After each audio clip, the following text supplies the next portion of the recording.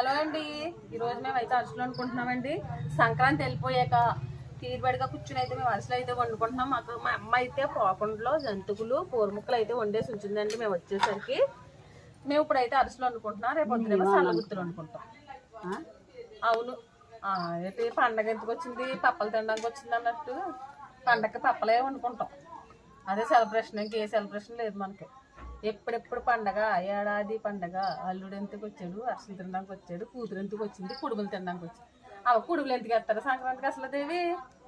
మరి కూతురు కుడుములు తింటారు అంటున్నారా?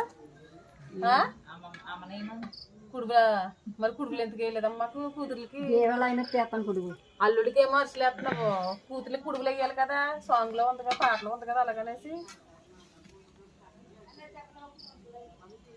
సంక్రాంతి పప్పలు అయితే వండుకుంటున్నామండి. సంక్రాంతి వెళ్ళిపోయాక రేపు అయితే మేము చెలగ హైదరాబాద్ అయిపోయింది. ఇంక పండగ సెలవులు అయిపోయింది, పండగ సెలబ్రేషన్స్ అయిపోయినాయి, ఇంక అన్నీ అయిపోయినాయి.